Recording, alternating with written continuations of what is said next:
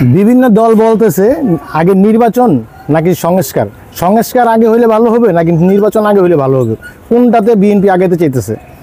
আপনারা জানেন ইতিমধ্যে এখন বিভিন্ন স্বৈর শাসক বিদায় নেওয়ার পর ঠিক নির্বাচনের সন্নিকটে এখন অনেকেই সংস্কার কথা বলছে, কিন্তু এই সংস্কার বিএনপির ভারপ্রাপ্ত চেয়ারম্যান দল আরো বহু বছর আগেই বাংলাদেশের সংস্কার নিয়ে 31 দফার রূপরেখা প্রকাশ করেছেন। বাংলাদেশের জনগণ ফ্যাসিস্ট হাসিনাকে বিদায়ী করেছে যে ফ্যাসিস্ট হাসিনা বাংলাদেশের মানুষের উপর ভোটের অধিকার হরণ করে স্বৈর শাসকের মতো চেপে বসেছিল, মানুষের ভোটের অধিকারকে বিলীন করে দিয়েছিল। মানুষ ভোট দিতে চায়, কাজেই সংস্কার একটি চলমান প্রক্রিয়া। আর সংস্কার এই দেশে আমাদের নেতা শহীদ রাষ্ট্রপতি জিয়াউর রহমান সংস্কার করেছেন, বিএনপির ভারপ্রাপ্ত চেয়ারম্যান তারেক রহমান সংস্কারের রূপরেখা দিয়েছেন, খালেদা জিয়া সংস্কারের রূপরেখা দিয়েছেন। আসলে এই সমস্ত কথা বলে মূলত গণতন্ত্রকে পাশ কাটিয়ে, গণতন্ত্রকে বাদ দিয়ে অন্য কিছু চিন্তা করার জন্যই এই সমস্ত দাবিগুলো এখন তুলে ধরছে। আমরা স্পষ্ট ভাষায় বলতে চাই যে বিএনপি জনগণের ভোটে ক্ষমতা আসতে চায়। আমাদের নেতা তারেক রহমান স্পষ্ট ভাষায় বলেছে জনগণ যাকে খুশি তাকে ভোট দিবে, এটাই আমাদের দাবি। বিএনপি ক্ষমতায় এখনো আসে নাই, বিএনপি ক্ষমতায় না আসার আগেই বিএনপিকে নিয়ে ষড়যন্ত্র করে নানান ধরনের কথা। আমরা বলতে চাই 5 বছর পর পর জনগণ যেন নির্বিঘ্নে ভোট দিয়ে তার পছন্দের মতো সরকার গঠন করতে পারে, নির্বাচন করা যায়। বিএনপি তত্ত্বাবধায়ক সরকারের অধীনে নির্বাচন মেনে নিয়েছে, আগামী দিনেও আরো নির্বাচন নিয়ে যত সংস্কার আছে যেন সুষ্ঠু অবাধ নিরপেক্ষ নির্বাচনের মধ্যে সরকার গঠন করতে পারে। বিএনপি ক্ষমতায় না আসার আগেই বিএনপিকে বিভিন্নভাবে স্বৈর শাসকের মতো বিভিন্নভাবে বিএনপির উপর দোষ চাপানোর চেষ্টা করছে।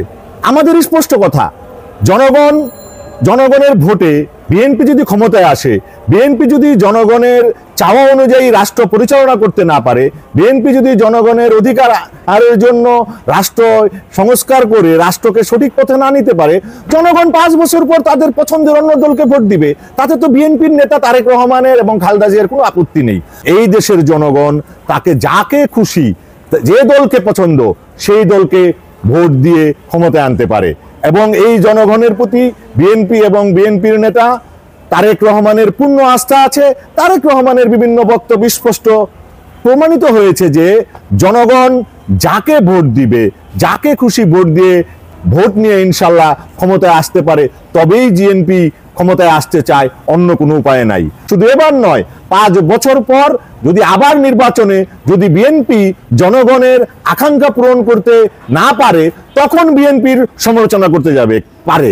কিন্তু 17 বছর ধরে একটি ফ্যাসিস্ট সরকারের বিরুদ্ধে এত নির্মম অত্যাচার, গুম খুন, শত শত নেতাকর্মী রক্তের বিনিময়ে অর্জিত এই গণতন্ত্রের একটি আলোর যে রূপরেখা আমরা দেখতে পাচ্ছি, সেখানে যদি সুষ্ঠু অবাধ নিরপেক্ষ নির্বাচনের মাধ্যমে কোনো গণতান্ত্রিক দল ক্ষমতায় আসতে চায়, এটা কোনো অপরাধ নয়। বিএনপি জনগণের ভোটে ক্ষমতায় আসতে চায়।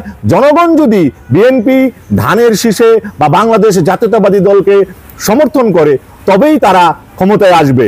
কিন্তু ক্ষমতায় আসার আগেই বিভিন্ন প্রোপাগান্ডা ছাড়িয়ে আমরা মনে করি এটা গণতন্ত্রের পিছনে একটি ষড়যন্ত্র, গণতন্ত্রের পেছনে ছুরিকাঘাত। কাজেই বিএনপি জনগণের দল, বিএনপি গণতন্ত্রের জন্য আন্দোলন করে, গণতন্ত্রের সংগ্রাম করে। বিএনপি জনগণের জন্য একটি নিরাপদ দল, জনগণের জন্য আশা আকাঙ্ক্ষা, জনগণের জন্য, জনগণের উন্নয়নের জন্য বিএনপি অতীতেও রাজপথে জীবন দিয়েছে। বাংলাদেশের যে কোনো গণতান্ত্রিক আন্দোলনেই দেশনেত্রী বেগম খালেদা জিয়া, তারেক রহমানের নেতৃত্বের উপরেই এদেশের মানুষ পূর্ণ আস্থা রেখেছে।